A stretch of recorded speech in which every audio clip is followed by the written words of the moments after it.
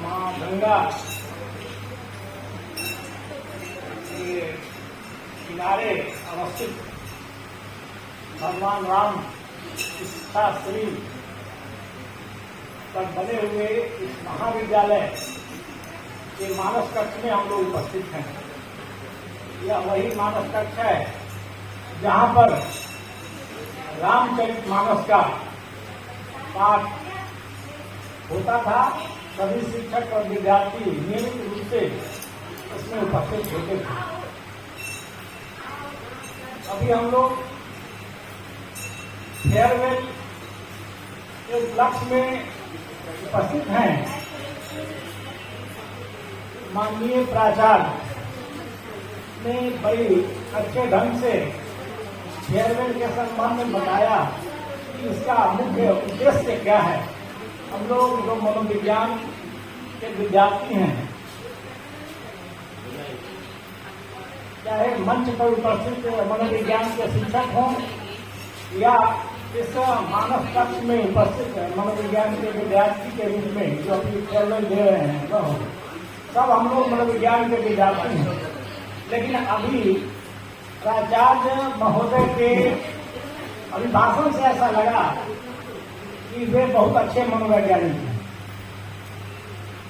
उन्होंने कहा कि हम लोग जो शिक्षा ग्रहण किए हैं उसका उपयोग करना है। और हमने कई बार पहले भी कहा है कि जो मनोविज्ञान के जो लेखक हैं, जो मनोविज्ञान के सिद्धांत हैं, उस सिद्धांत में आयातीत बातें, आयातीत उदाहरण है।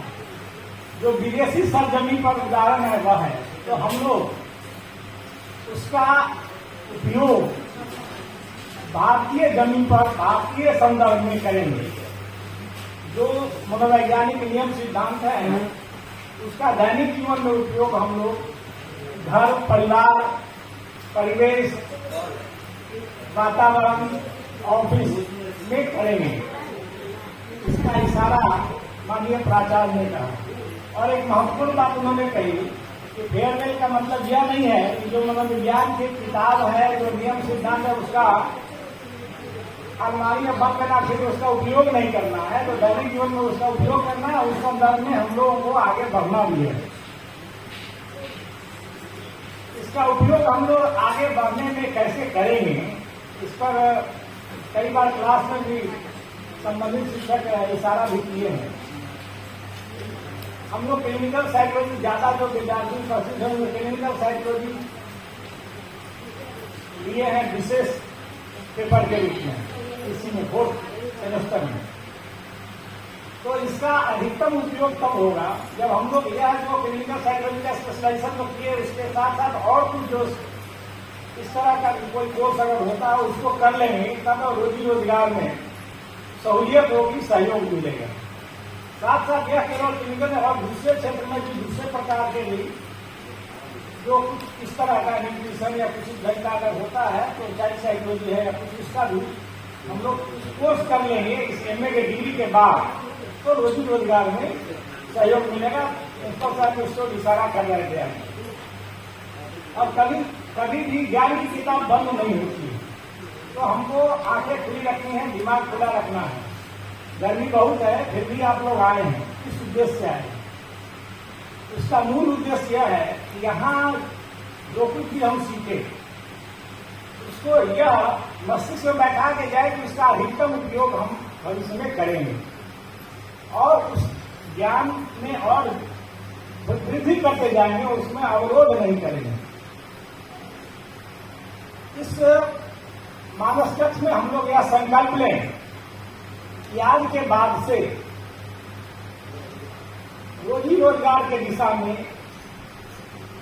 अपनी प्रगति के दिशा में यह संकल्प लेकर आए कि कुछ न कुछ करेंगे। चाहे कोई कोर्स करे या कुछ और कुछ करे, कुछ डिग्री ले, तो एक संकल्प लेकर जाए कि हम कुछ करेंगे। अब जैसे हमारे यहाँ हमारी बेटियां बैठी हैं, तो बेटियां परिवार संवारती हैं, बेटे भी संवारते हैं, लेकिन ज्यादा उनके ऊपर है अभी भी भारतीय संस्कृति में, भारतीय सभ्यता में। तो यह दायित्व लेकर जाए कि हम दो परिवारों को जोड़ने का काम है, जोड़ने का दायित्व है।